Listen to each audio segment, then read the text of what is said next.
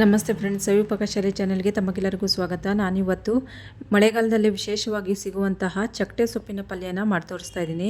ನೋಡಿ, ಈ ಸೊಪ್ಪು ತೋರಿಸ್ತಾ ಇದ್ದೀನಲ್ವ, ಮೆಂತ್ಯ ಸೊಪ್ಪು ಥರನೇ ಇರುತ್ತೆ ನೋಡೋದಕ್ಕೆ. ಆದರೆ ಮೆಂತ್ಯ ಸೊಪ್ಪು ಥರ ಕಹಿ ಇರೋದಿಲ್ಲ. ಸೊಪ್ಪು ನೋಡಿ ನಾವು ಎಳೆದೇ ನೋಡಿ ತಗೊಳ್ಬೇಕಾಗುತ್ತೆ. ಒಂದು ಕಟ್ಟಾಗುವಷ್ಟು ಚಕ್ಕಟೆ ಸೊಪ್ಪನ್ನ ತೊಗೊಂಡಿದ್ದೀನಿ. ಅದನ್ನು ಕ್ಲೀನಾಗಿ ವಾಶ್ ಮಾಡಿಕೊಂಡು ಕಟ್ ಮಾಡಿ ಇಟ್ಕೊಂಡಿದ್ದೀನಿ. ಈಗ ಆ ಪಲ್ಯಗೆ ಮಸಾಲ ಹುರ್ಕೊಳ್ಬೇಕು. ಅದಕ್ಕೊಂದು ಬಾಣಲೆನ ಇಟ್ಕೊಂಡಿದ್ದೀನಿ ಗ್ಯಾಸ್ ಮೇಲೆ. ಅದಕ್ಕೆ ಒಂದು 5ರಿಂದ 6 ಬ್ಯಾಡಗಿ ಮೆಣಸಿನ್ಕಾಯಿ ಹಾಕ್ಕೊಂಡಿದ್ದೀನಿ. 2 ಸ್ಪೂನ್ ಆಗುವಷ್ಟು ಧನಿಯಾ ಕಾಳು ಹಾಕ್ಕೊಂಡಿದ್ದೀನಿ. 1 ಸ್ಪೂನು ಉದ್ದಿನಬೇಳೆ, 1 ಸ್ಪೂನು ಜೀರಿಗೆ, ಇದಿಷ್ಟು ಹಾಕ್ಕೊಂಡು ಚೆನ್ನಾಗಿ ಹುರ್ಕೊಳ್ಬೇಕು. ಇದಿಷ್ಟು ನಾನು ಡ್ರೈ ಆಗಿಯೇ ಪುಡಿ ಮಾಡ್ಕೊತಾ ಇದ್ದೀನಿ. ಎಣ್ಣೆ ಏನೂ ಹಾಕ್ಕೊಳ್ತಾ ಇಲ್ಲ. ಎಣ್ಣೆ ಏನು ಹಾಕಬೇಕಂತ ಏನಿಲ್ಲ.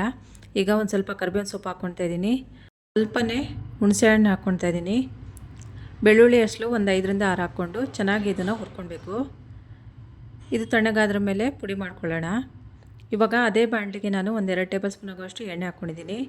ಸಾಸಿವೆ ಹಾಕ್ಕೊಳ್ತಾ ಇದ್ದೀನಿ. ಸಾಸಿವೆ ಚೆನ್ನಾಗಿ ಚಿಟಪಟ ಅಂದಿದೆ. ಈಗ ಅದಕ್ಕೆ ಜಜ್ಜಿರೋಂಥ ಬೆಳ್ಳುಳ್ಳಿ ಹಾಕ್ಕೊಳ್ತಾ ಇದ್ದೀನಿ. ಒಂದು 4ರಿಂದ 5 ಬೆಳ್ಳುಳ್ಳಿ ಒಂದು ಸ್ವಲ್ಪ ಫ್ರೈ ಆಗಿದೆ. ಈಗ ಅದಕ್ಕೆ 2 ಈರುಳ್ಳಿ ಮೀಡಿಯಮಾಗಿ ಕಟ್ ಮಾಡ್ಕೊಂಡು ಹಾಕ್ಕೊಳ್ತಾ ಇದ್ದೀನಿ. ಈರುಳ್ಳಿ ಚೆನ್ನಾಗಿ ಕೆಂಪಗಾಗಿಲ್ಲ, ಅಲ್ಲಿ ತನಕ ಚೆನ್ನಾಗಿ ಫ್ರೈ ಮಾಡ್ಕೊಳ್ಳೋಣ. ಈಗ ಈರುಳ್ಳಿ ಒಂದು ಸ್ವಲ್ಪ ಕೆಂಪಗಾಗಿದೆ. ಅದಕ್ಕೆ ಇವಾಗ ಟೊಮಟನ ಹಾಕ್ಕೊಳ್ತಾ ಇದ್ದೀನಿ. 2 ಟೊಮಟ ಚಿಕ್ಕದಾಗಿ ಕಟ್ ಮಾಡ್ಕೊಂಡು ಹಾಕ್ಕೊಂಡಿದ್ದೀನಿ. ಒಂದು ಬ್ಯಾಡಗಿ ಮೆಣಸಿನ್ಕಾಯಿನ ಕಟ್ ಮಾಡ್ಕೊಂಡು ಹಾಕ್ಕೊಂಡಿದ್ದೀನಿ ಒಗ್ಗರಣೆಗೆ. ಇದಿಷ್ಟು ಚೆನ್ನಾಗಿ ಹುರ್ಕೊಳ್ಬೇಕು. ಇವಾಗ ನಾವು ಸೊಪ್ಪು ತೊಳ್ಕೊಂಡು ಕಟ್ ಮಾಡಿ ಇಟ್ಕೊಂಡಿದ್ವಲ್ಲ, ಆ ಸೊಪ್ಪನ್ನ ಇದಕ್ಕೆ ಹಾಕ್ಕೊಂಡು ಚೆನ್ನಾಗಿ ಇದನ್ನು ಹುರ್ಕೊಳ್ಬೇಕು. ನೀರೇನು ಇರಬಾರ್ದು. ಆ ಥರ ಇದನ್ನು ಸೊಪ್ಪು ಚೆನ್ನಾಗಿ ಸೋಸಿಬಿಟ್ಟು ಹಾಕ್ಕೊಳ್ಳಿ. ಇದು ಈರುಳ್ಳಿ ಮತ್ತು ಟೊಮಟೊ ಇದರಲ್ಲೇ ಚೆನ್ನಾಗಿ ಸೊಪ್ಪು ಎಲ್ಲ ಫ್ರೈ ಆಗಬೇಕು. ಇವಾಗ ಇದಕ್ಕೆ ರುಚಿಗೆ ಬೇಕಾದಷ್ಟು ಉಪ್ಪು ಹಾಕ್ಕೊಳ್ತಾ ಇದ್ದೀನಿ. ಒಂದು ಸ್ವಲ್ಪ ಅರಿಶಿನ ಪುಡಿನ ಹಾಕ್ಕೊಳ್ತಾ ಇದ್ದೀನಿ. ಎಲ್ಲವನ್ನು ಒಂದು ಸತಿ ಚೆನ್ನಾಗಿ ಕಲಸಿ ಮಿಕ್ಸ್ ಮಾಡ್ಕೊಳ್ಳೋಣ. ಈ ಸೊಪ್ಪು ನಮ್ಮ ಮಲೆನಾಡು ಸೈಡ್ನಲ್ಲಿ ತುಂಬಾ ಬೆಳೆಯುತ್ತದೆ. ಮತ್ತು ಇದು ಸ್ಟಾರ್ಟಿಂಗ್ ಮಳೆ ಸ್ಟಾರ್ಟ್ ಆಗುತ್ತಲ್ಲ, ಜೂನ್ ಜುಲೈ ತಿಂಗಳಲ್ಲಿ, ಆ ಮಳೆಗೇ ಈ ಸೊಪ್ಪೆಲ್ಲ ಚಿಗುರ್ಕೊಂಡು ಬರುತ್ತೆ. ಇವಾಗ ಸೊಪ್ಪೆಲ್ಲ ಚೆನ್ನಾಗಿ ಬೆಂದಿದೆ. ಇದಕ್ಕೆ ಇವಾಗ ನಾವು ಪುಡಿ ಮಾಡ್ಕೊಂಡಿದ್ವಲ್ಲ, ಆ ಪುಡಿ ಮಿಶ್ರಣ 1-2 ಸ್ಪೂನ್ ಆಗುವಷ್ಟು ಹಾಕಿ ಚೆನ್ನಾಗಿ ಇದನ್ನು ಕಲಿಸ್ಕೊತಾ ಇದ್ದೀನಿ. ಈ ಸೊಪ್ಪು 1-2-3 ತಿಂಗಳಲ್ಲಿ ಮಾತ್ರ ಇದು ಎಳೆತಾಗಿ ಇರುತ್ತೆ. ಅಷ್ಟರ ಮೇಲೆ ಇದು ಬಲ್ತೋಗಿರುತ್ತೆ ಮತ್ತು ಇದು ಕೈ ಬಂದುಬಿಡುತ್ತೆ. ಆಮೇಲೆ ಇದು ಪಲ್ಯ ಮಾಡ್ಕೊಳಕ್ಕಾಗೋದಿಲ್ಲ. ಈ ಸೊಪ್ಪಿನಲ್ಲಿ ಪ್ರೋಟೀನು, ವಿಟಮಿನ್ಸು, ಕ್ಯಾಲ್ಶಿಯಮ್ಮು ತುಂಬಾ ಹೇರಳವಾಗಿರುತ್ತೆ. ವರ್ಷಕ್ಕೊಂದು ಸತಿ ಸಿಗೋ ಅಂಥ ಸೊಪ್ಪನ್ನ ಒಂದು ಸತಿ ಪಲ್ಯ ಮಾಡಿಕೊಂಡು ತಿಂದು ನೋಡಿ. ಇವಾಗ ಇದಕ್ಕೆ 1-2ರಿಂದ 3 ಮೊಟ್ಟೆನ ಒಡೆದು ಹಾಕ್ಕೊಳ್ತಾ ಇದ್ದೀನಿ.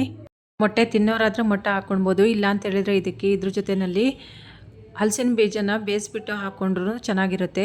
ಇಲ್ಲ ಅಂತ ಹೇಳಿದರೆ ಕಾಳುಗಳು ಬೇಯಿಸಿ ಏನಾದರೂ ಹಾಕ್ಕೊಂಡು ಮಿಕ್ಸ್ ಮಾಡ್ಕೊಳ್ಬೋದು, ಚೆನ್ನಾಗಿರುತ್ತೆ. ಇವಾಗ ಮೊಟ್ಟೆ ಹಾಕಿ ಚೆನ್ನಾಗಿ ಕಲಿಸ್ಕೊಂಡು ಹುರ್ಕೊಂಡಿದ್ದೆಲ್ಲ ಆಗಿದೆ.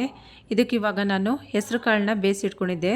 ಹೆಸರು ಕಾಳು ಚೆನ್ನಾಗಿ ಬೇಯಿಸಿ ಇಟ್ಟಿದ್ದನ್ನ 1 ಕಪ್ ಆಗೋಷ್ಟು ಹಾಕ್ಕೊಂಡು ಚೆನ್ನಾಗಿ ಇದನ್ನು ಕಲಸಿ ಮಿಕ್ಸ್ ಮಾಡ್ಕೊತಾ ಇದ್ದೀನಿ. ಈ ಪಲ್ಯ ರೊಟ್ಟಿ ಜೊತೆ ಮತ್ತು ಚಪಾತಿ ಜೊತೆ ತುಂಬಾ ಚೆನ್ನಾಗಿರುತ್ತೆ. ಮತ್ತು ಇದು ಕುಚ್ಚಲಕ್ಕಿ ಗಂಜಿ ಜೊತೆ ತಿನ್ನೋದಕ್ಕೂ ತುಂಬಾ ರುಚಿಯಾಗಿ ಚೆನ್ನಾಗಿರುತ್ತೆ, ಟೇಸ್ಟಿಯಾಗಿ. ಈ ಪಲ್ಯ ಇವಾಗ ರೆಡಿಯಾಗಿದೆ. ನೋಡಿದ್ರಲ್ವ ಫ್ರೆಂಡ್ಸ್, ವರ್ಷಕ್ಕೊಂದು ಸತಿ ಸಿಗುವಂತಹ ಚಕ್ಕಟೆ ಸೊಪ್ಪಿನ ಪಲ್ಯ ಯಾವ ರೀತಿ ಮಾಡೋದಂತ ತಿಳ್ಕೊಂಡು ನೀವು ಒಂದು ಸತಿ ಮನೆಯಲ್ಲಿ ಟ್ರೈ ಮಾಡಿ ನೋಡಿ ಫ್ರೆಂಡ್ಸ್. ಇಷ್ಟ ಆದರೆ ಲೈಕ್ ಮಾಡಿ, ಶೇರ್ ಮಾಡಿ, ಸಬ್ಸ್ಕ್ರೈಬ್ ಮಾಡಿ friends. Thank you for watching.